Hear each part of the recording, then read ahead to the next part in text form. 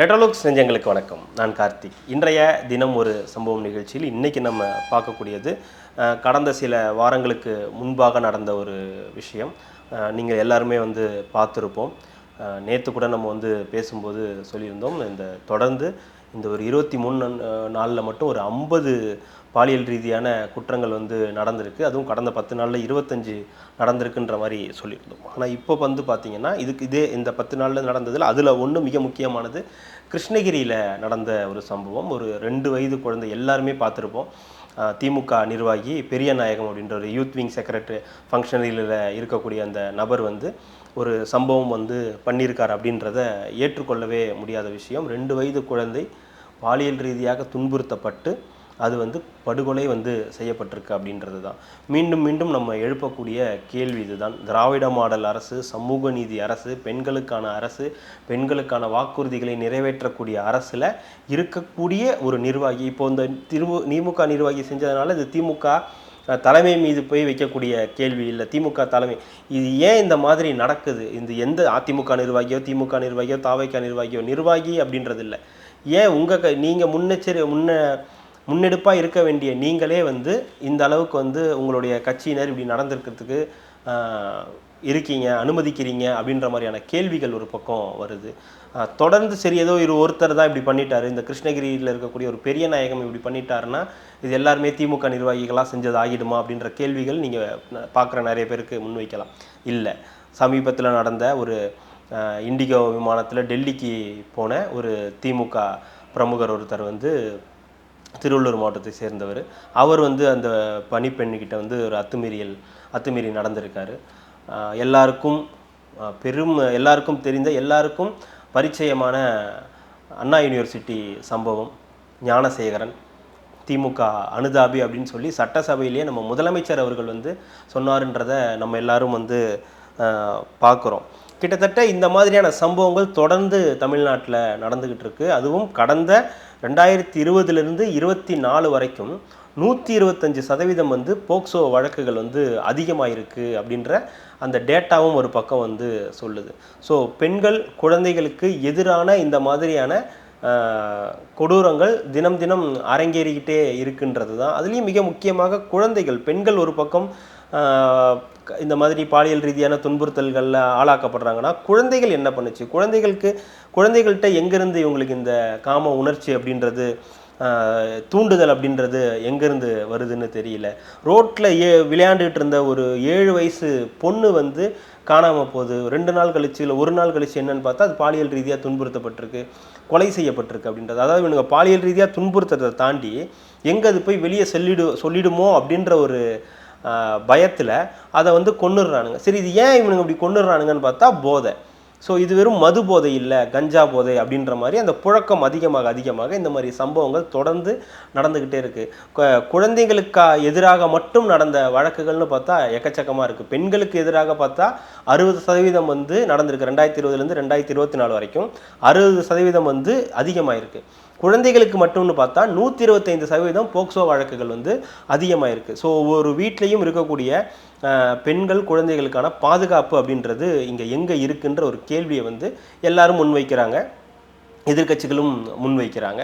இது எப்படி இதை சார்ட் அவுட் பண்ணுவாங்கன்ற கேள்வி எல்லாருக்குள்ளேயும் இருக்குது. இப்போது நம்ம வீட்டில் ஒரு ஒய்ஃப் இருக்காங்க, அம்மா இருக்காங்க, ஒரு குழந்தை இருக்குன்னா அதுக்கு ஒரு பாதுகாப்பான ஒரு இடமாக அது இருக்கணும் இல்லையா? நம்ம வீடு தான், நம்ம வீட்டுக்குள்ளார தான் இருக்காங்க, ஆனால் அங்கேயே பாதுகாப்பு இருக்காது அப்படின்னா அது என்ன மாதிரியான ஒரு நிலை இங்கே இருக்குன்ற ஒரு கேள்வி இருக்குது. என் வீட்டு வாசலில் என் குழந்தை விளையாடுச்சுன்னா அதுக்கு பாதுகாப்பு இருக்காதா? அதை ஒருத்தன் தூக்கிட்டு போய் பாலியல் ரீதியாக துன்புறுத்தல் பண்ணால் அதுக்கு யார் பொறுப்பாக முடியும்? நம்ம சொல்கிறோம், நம்ம இங்கே பயங்கரமான ஒரு அரசு இருக்குது, பிஜேபிக்கு எதிராக நாங்கள் இங்கே போராடிக்கிட்டு இருக்கோம், பாஜக உள்ளே வர விடாமல் நாங்கள் தடுத்துருவோம் அப்படின்னு. நீங்கள் பாஜகவை உள்ளே வராமல் தடுக்கிறத தாண்டி உங்கள் நிர்வாகிகள் உள்ளே வராமல் தடுக்கணும் போல். முதல்ல எத்தனை வழக்குகள் இந்த ஆட்சி வந்ததுக்கப்புறம் எத்தனை வழக்குகள் மட்டும் வந்திருக்கு உங்கள் நிர்வாகிகள் மேலே?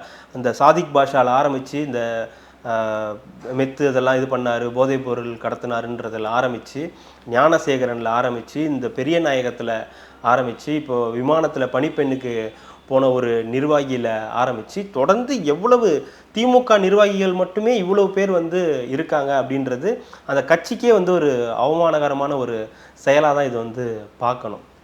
அதுவும் இல்லாமல் குழந்தைகள் மீதான இந்த அத்துமீறலை தடுக்கிறதுக்கு என்ன வழிவகைகள் எடுத்திருக்காங்க, என்ன நடவடிக்கை இந்த அரசு எடுத்திருக்கு, காவல்துறை என்ன நடவடிக்கை எடுத்திருக்கு.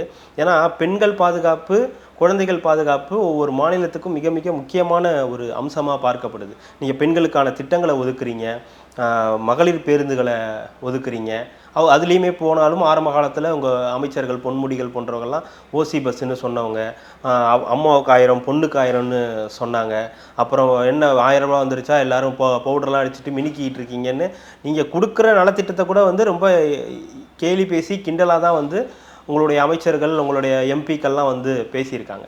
ஸோ அதே மாதிரி மனநிலை கொண்டவர்களாக தான் மற்ற எல்லாரும் இருப்பாங்களா? நிறைய பேர் இந்த கட்சியில் இருக்கக்கூடிய நிறைய பேரோட மனநிலை அப்படியாப்பட்டதாக இருக்கான்ற கேள்வி எல்லாருக்குள்ளேயும் இயல்பாக வந்து எழுது.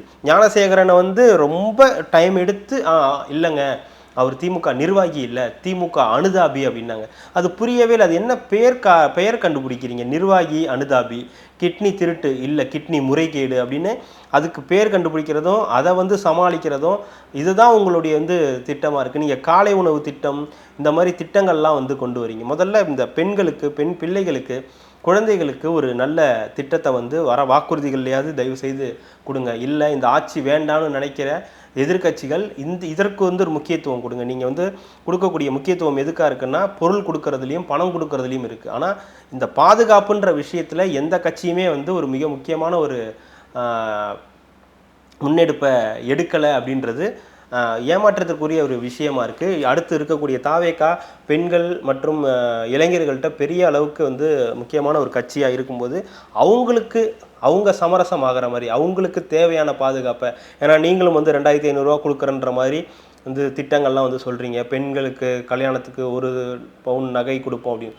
ஸோ அதெல்லாம் இருக்கலாம். ஆனால் அதற்கு முன்னாடி என்ன மாதிரியான பாதுகாப்பு கொடுக்க போகிறீங்க, என்ன சேஃப்டி அவங்களுக்கு பண்ணி தர போகிறீங்க? ஏன்னா நீங்கள் வந்து அண்ணன்னு சொல்கிறீங்க, அவங்களுக்கு தம்பி பையன் அப்படின்னு சொல்கிறீங்கன்னா என்ன செய்ய போகிறீங்க? இந்த பெண்களுக்கும் குழந்தைகளுக்கும் நீங்கள் என்ன செய்ய போகிறீங்கன்னா, குழந்தைகள் உங்களுக்கு அவ்வளோ ரசிகர்கள் இருக்காங்க அப்படின்னும் போது அவங்களுக்கான திட்டத்தை கொண்டு வாங்க. அம்மா அவர்களின் வழியில் ஆட்சி அப்படின்னு சொல்லக்கூடிய அதிமுக இதற்கு ஒரு நல்ல தீர்க்கமான முடிவு எடுக்கணும். ஏன்னா ஃப்ரிட்ஜ் கொடுக்குறது, வாஷிங் மிஷின் கொடுக்குறதெல்லாம் அடுத்தது. அவங்க வீட்டில் சேஃப்டியாக குளிர்சாதன பெட்டி வச்சு அதில் வந்து பொருட்கள்லாம் வச்சுக்கணும்னு நீங்கள் நினைக்கிற எண்ணத்தை தாண்டி அதை விட முக்கியமானது அவங்கள குளிர்சாதன பெட்டியில் வச்சிடக்கூடாதுன்றது தான். அதுதான் மிக முக்கியமானது. அந்த வரிசையில் பெண்கள் பாதுகாப்புக்கும் இந்த மாதிரி இந்த போக்சோ கேஸுகள் அதிகமாகாமல் இருக்கிறதுக்கும் இந்த அடுத்து வரக்கூடிய ஆட்சி, அது எந்த ஆட்சி அமைய போதுன்னு நமக்கு தெரியாது, உறுதியாக தெரியாது.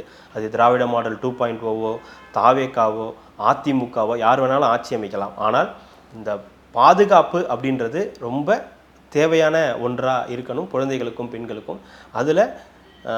அதுதான் மிக முக்கியமான ஒரு வாக்குறுதியாக இருக்கணுன்றது என்னுடைய விருப்பம். தொடர்ந்து அடுத்தடுத்த நிகழ்வுகளில் பேசலாம். மிக்க மகிழ்ச்சி. நன்றி.